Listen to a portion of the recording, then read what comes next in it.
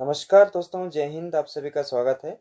आज मैं आपके समक्ष 8th क्लास पाठ 2 मिर्च मसाला पाठ के प्रश्न उत्तर लेकर आया हूँ। चलिए देखते हैं। प्रश्न 1, एक दिन भोलू क्या कर रहा था? उत्तर, एक दिन शाम को भोलू आंगन में बैठकर दूध पी रहा था। प्रश्न 2, दूध कहाँ फैल गया? उत्तर, दूध जमीन पर फैल गया। प्रश्न 3, दूध में उसको क्या दिखाई दिए? उत्तर, दूध में उसको 2 पंख दिखाई दिए।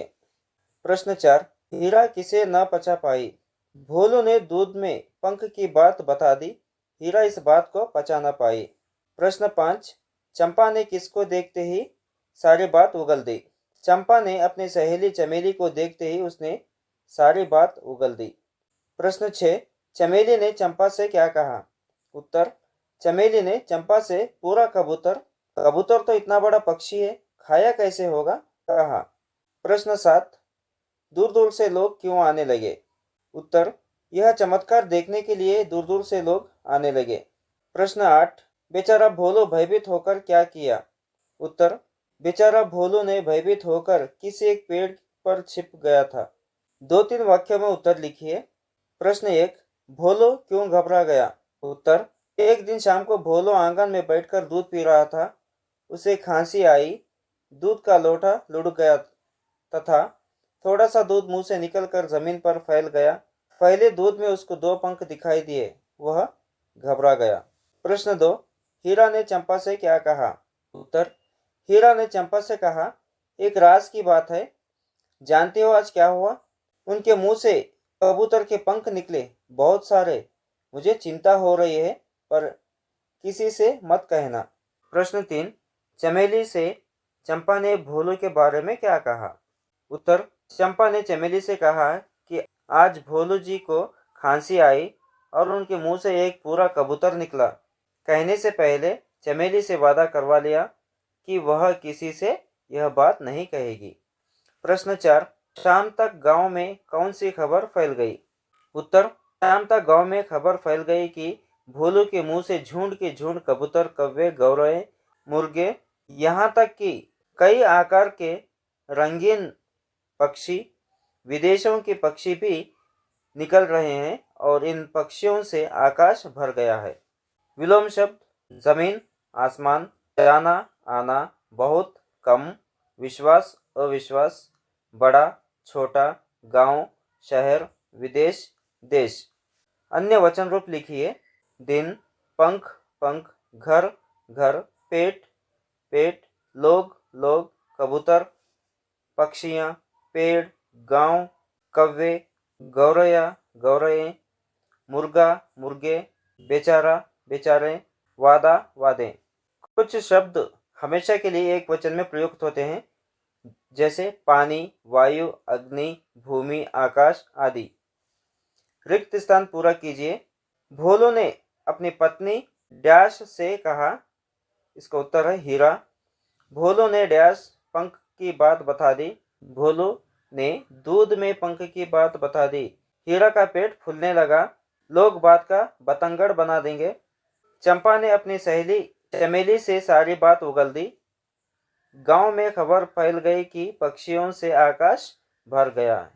इन पक्षियों के नाम कन्नड़ या अथवा अंग्रेजी में लिखिए। इन वाक्यों में छिपे पक्षियों के नाम ढूंढकर लिखिए। जैसे कि यहाँ पे तो है, यहाँ पे ता है, 2 मिला के तोता हो गया। यहाँ पर को है और यहाँ पे ये है और यहाँ पे ल है, ये तीनों मिलकर क्या बन गया? कोयल बन गया। और यहाँ पर ब है, यहाँ पे गु है और यहाँ पे ला है, तो इसका क्या बन गया?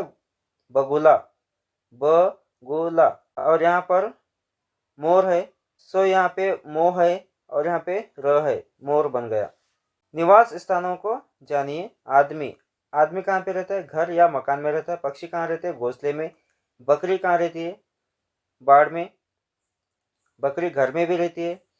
घोड़ा, अस्तबल, घोड़ा कहाँ पे रहता है? अस्तबल। चूहा बिल में रहता है। सांप बांबी में रहता है। सिंह गुफा में रहता है। सार्थक वाक्य बनाइए। इस वाक्यों को आगे पीछे देते हैं, उसे हमें ठीक करके लिखना है। कहूंगी कसम नहीं से किसी से, मतलब कसम से किसी से नहीं कहूंगी। गया न से रह चंपा, मतलब चंपा से रह न गया। आज आई खांसी को भोलू जी, भोलू जी को आज खांसी आई। आने लोग चमत्कार ये देखने, मतलब यह चमत्कार देखने लोग आने लगे। इनके चलने का तरीका बताइए। मछली पानी में तैरते हैं, सांप जमीन पर रेंगते हैं, जानवर चार पैरों से भागते हैं, पक्षी पंखों के सहारे उड़ते हैं, मेंढक फुदकते हुए आगे बढ़ते हैं। देखें आप कोयल के बारे में कितना जानते हैं। कोयल एक पक्षी है, उसका रंग काला है, वह कौवे जैसी है, वह कौवे जैसी दिखाई देती है, वह मीठे स्वर से गाती है, वह केवल वसंत ऋतु में गाती है, वह अपने अंडा कौवे के घोंसले में देती है। केवल ध्वनि से हम कोयल तथा कौवे में अंतर कर सकते हैं। इन वाक्यों को दिए और रेखांकित शब्दों की ओर ध्यान दीजिए। एक दिन भोलू आंगन में बैठा था, संज्ञा शब्द है। उसकी पत्नी का नाम हीरा था। हीरा को चिंता हो रही थी, दूध का लोटा लुढ़क गया था। गांव में खबर फैल गई। भोलू की घबराहट देखकर लोगों को समझ में आया ये सारे शब्द संज्ञा शब्द ही है। उपयुक्त वाक्यों में रेखांकित शब्द किसी व्यक्ति भाव का परिचय दे रहे हैं। किसी व्यक्ति वस्तु स्थान तथा भाव के नाम को हम क्या कहते हैं? संज्ञा कहते हैं। अन्य कुछ उदाहरण इस प्रकार से। दीपक, प्रिया, नित्य सब बचपन के दोस्त है। ये एक विद्यालय के एक छात्र है। इन सब में गहरी मित्रता है। इन्हें पुस्तक से प्रेम है। देश की सेना हमेशा तैयार रहती है। तांबे के लोटे का पानी सेहतमंद होता है। दीपक व्यक्तिवाचक, प्रिया, नित्य तीन भी व्यक्तिवाचक है क्योंकि एक नाम को दर्शा रहे हैं। जातिवाचक विद्यालय है, छात्र है, पुस्तक है, लोटा है। भाववाचक बचपन है, मित्रता है, प्रेम है, दोस्ती है। समूहवाचक सेना है। द्रव्यवाचक तांबा, पानी। मुहावरा सामान्य अर्थ के बदले में विशेष अर्थ देने वाले वाक्यांश मुहावरे कहलाते हैं। गाय का पहाड़ बनाना, छोटी सी बात को बड़ा बनाना, आग बबूला होना, अत्यंत क्रोधित होना, बाएं हाथ का खेल, अधिक आसान, बालों से तेल निकालना, असाध्य को साध्य कर दिखाना, 9-2-11 होना, इधर उधर भाग जाना, बात का बतंगड़ बनाना, बात को बड़ा चढ़ाकर बोलना।